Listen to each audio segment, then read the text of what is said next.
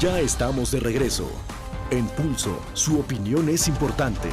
Puede visitar nuestra página de internet www.claudiacorichi.info. Amigas y amigos, qué bueno que siguen con nosotros en su programa Pulso Fórmula. Estamos dándole la bienvenida a Raúl Fajardo, que es periodista gráfico y corresponsal de guerra, además parte de este equipo de Pulso Fórmula. Bienvenido, Raúl, a este programa, también tu programa. Muchas gracias, Claudia, y un saludo a nuestro público. Vamos a ir a ver una breve reseña de nuestro invitado y regresamos a la entrevista.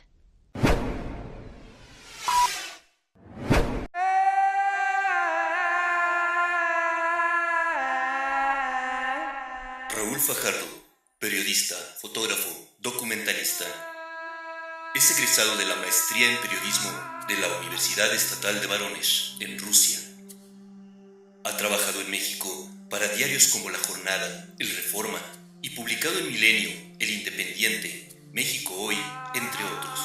Corresponsal de guerra en Afganistán en el 2001, Chechenia en el 2003 e Irak en el 2005, Raúl Fajardo es autor del libro 3 escenarios de guerra y antiterrorismo, editado por la Universidad de Periodismo y Arte, donde recopila su experiencia y reflexiones como corresponsal de guerra.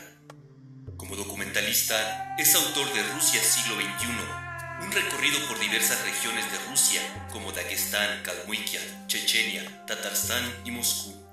En 2009, gana el Festival Internacional de Cine Bélico Documental El Hombre y la Guerra, celebrado en la ciudad de Yekaterinburgo, Rusia, presentando el documental Osetia, Crónicas de Genocidio y Liberación.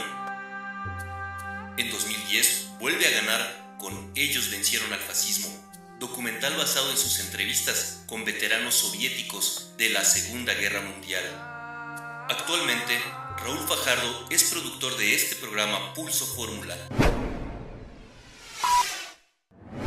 Raúl, en 2001 viajas a Afganistán en un trabajo importante que se anuncia como una cruzada contra el terrorismo internacional. ¿Por qué no nos cuentas un poco cuál fue tu experiencia en esta etapa? Bueno, efectivamente, Claudia, en el 2001 se desata toda esta campaña anunciando, etiquetando a Afganistán como un nido del terrorismo internacional por la administración Bush. En realidad, lo que yo encuentro como corresponsal de guerra en Afganistán es un pueblo que ha sufrido tremendamente durante toda su historia. Prácticamente todos los grandes imperios han pasado por encima del pueblo afgano, del pueblo persa, y lo que encuentro es básicamente un pueblo con un muy bajo nivel de educación, de salud, una pobreza tremenda, al mismo tiempo una gran fortaleza en cuanto a sus valores, en cuanto a su identidad, y sorprendentemente un pueblo que prácticamente se enteró de que iniciaba una guerra, una nueva guerra en su historia, en el momento en el que les empezaron a caer las bombas. Realmente la enorme mayoría de los afganos no tenían la menor idea de quién era ese señor Bin Laden, a quien supuestamente estaban buscando, y simplemente con una resignación increíble se prestaron para pelear una guerra más. En realidad, ¿Pero en perspectiva, cuáles eran sus motivos de pelear esta guerra? ¿Simplemente defenderse? Sí, en realidad lo que yo percibí ahí fue el conflicto entre el Afganistán del norte, un tanto más civilizado, diríamos más avanzado, más desarrollado, con influencias del periodo postsoviético, y el Afganistán del sur, que es un Afganistán un tanto más conservador, ¿no? Están divididos, recordemos pues, ¿no? Las bases fundamentales de la escuela talibán, de la escuela del Islam más tradicional, están en el sur. Yo percibo una confrontación entre ese Afganistán tradicional y ese Afganistán que busca integrarse en alguna modernidad en el conflicto interno, pero encima de eso está todo este discurso de la lucha contra el terrorismo, que en la práctica es ante todo una guerra de ocupación, una guerra por el control de un territorio por donde hoy pasan los oleoductos que Estados Unidos ha construido para sacar el petróleo del mar Caspio hacia los mercados internacionales, oleoducto que las compañías norteamericanas controlan. Y el tercer elemento que yo encuentro ahí actualmente es el hecho, constatado por la ONU, de que Afganistán se ha convertido en el productor número 1 a nivel mundial de heroína, produciendo ni más ni menos que el 80% de la heroína a nivel mundial. De alguna manera legitimado por Estados Unidos. Sí, por supuesto. Ahora, hace casi ya 2 años de la muerte de Bin Laden, casi 12 años de la ocupación de Afganistán, ¿cuál es hoy la situación o el pretexto que tú ves que se sigue ocupando para la ocupación de Estados Unidos ahí? Bueno, evidentemente el pretexto de la guerra contra el terrorismo no se sostiene de manera alguna.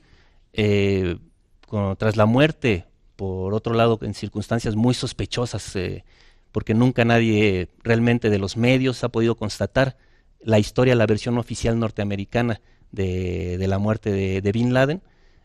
Después de esto, pues no habría como que mucha razón para la permanencia. Sin embargo, sigue ahí el ejército norteamericano y yo creo que tiene que ver básicamente con la protección a estos oleoductos, la protección a las compañías constructoras de los oleoductos y la cuestión del tráfico de heroína, que siempre ha sido, lo hemos visto desde la guerra en Vietnam, desde la guerra, el escándalo Irán Gate, el control del tráfico de drogas es parte ya sistemática de los mecanismos que acostumbra utilizar el ejército norteamericano en sus financiamientos y en sus movimientos. Yo quisiera preguntarte, Raúl, ¿tienes una experiencia de haber conocido Abu Ghraib, la prisión donde los mismos soldados norteamericanos documentaron ellos mismos, recordamos unas imágenes brutales, documentaron la tortura a prisioneros iraquíes tomando fotos del recuerdo, así lo llamaban desafortunadamente?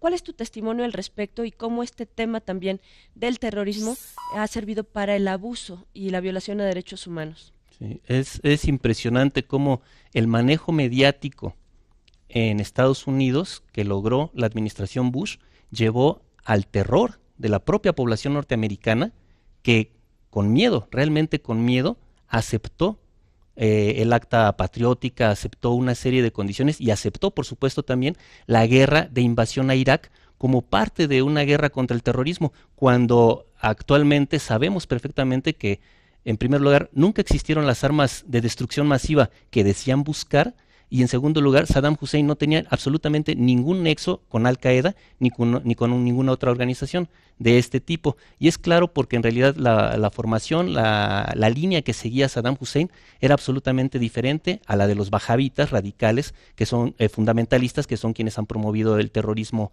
en la región. Es decir, la guerra en Irak también fue una guerra por el petróleo, también fue una guerra de ocupación y no hay absolutamente ninguna guerra contra el terrorismo. Las células terroristas, yo estuve ahí en el primer ataque terrorista cuando se atacó la sede de la ONU, ahí murieron muchas personas y fue el primer ataque terrorista que se adjudicó a Al-Qaeda, pero esto fue después, 6 meses después de la caída de Saddam Hussein.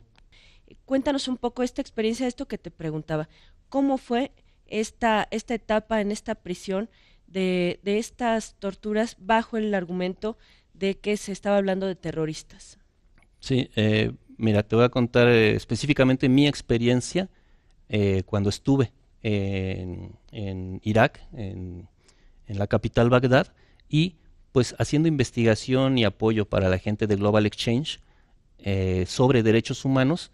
Me vi involucrado con un grupo de civiles iraquíes que señalaban a la prisión de Abu Ghraib como un lugar donde se estaba llevando de manera masiva a presos, a iraquíes que eran detenidos, acusados de terrorismo. Acusados, de hecho sin ninguna acusación, simplemente los tomaban y se los llevaban en operaciones nocturnas terribles, de verdadero terror, lo que te cuenta la gente, ¿no? Las mujeres, los niños, los hombres aterrorizados con estas operaciones masivas norteamericanas en los barrios pobres, que eran cercanos a Saddam Hussein, y llevándoselos a esta prisión. Cuando fuimos a esta prisión, acompañando a estos civiles que reclamaban hablar con sus familiares ahí presos, la respuesta de los oficiales norteamericanos es que le decían, deme el número de detención.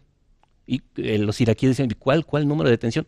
Entonces, no puede ver, y aquí no hay nada, y aquí no está pasando nada.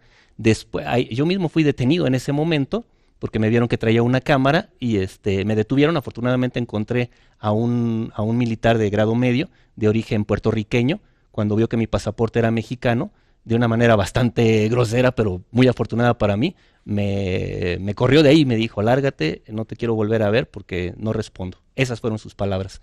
Yo salí de Abu Ghraib en ese momento, y me doy de santos porque después nos venimos a enterar, como bien mencionas tú, vimos esas imágenes terribles de tortura, de sojuzgamiento, con escenas realmente dantescas, ¿no?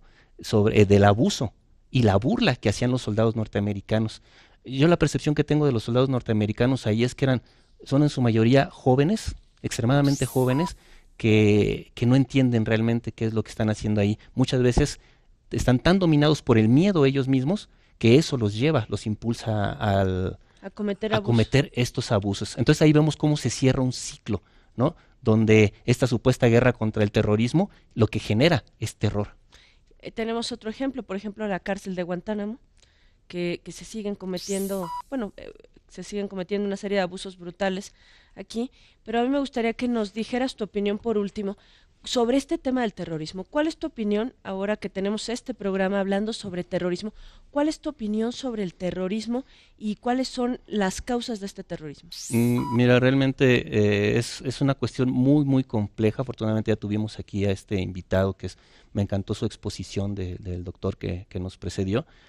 Yo lo que puedo hacer es una reflexión simplemente, ¿no? Como bien mencionabas tú, no es a través de la violencia. Los actos de terror, cuando son llevados a cabo tratando de reivindicar una causa, lo que hacen es destruir la causa misma por la cual dicen luchar. Y cuando un Estado tan poderoso, por ejemplo, como los Estados Unidos, utiliza el término de terrorismo para etiquetar a sus enemigos y con eso darse el derecho de pasar por encima de todas las convenciones internacionales, de los derechos humanos, de todos los principios, ese es un peligro terrible, porque nos acerca muchísimo a la imagen que tengo yo, que me quedó después de platicar con los sobrevivientes de la Segunda Guerra Mundial. Es decir, yo creo que ese discurso de guerra antiterrorista se parece demasiado a los discursos fascistas, ¿no? Donde el enemigo es descalificado como ser humano. Sin duda un tema muy importante, un tema del día de hoy. Muchas gracias a Raúl Fajardo como parte de este equipo de Pulso Fórmula y además, por supuesto, como un especialista en estos temas. Vamos a ir a un corte, regresamos, no le cambie, esto es Pulso Fórmula.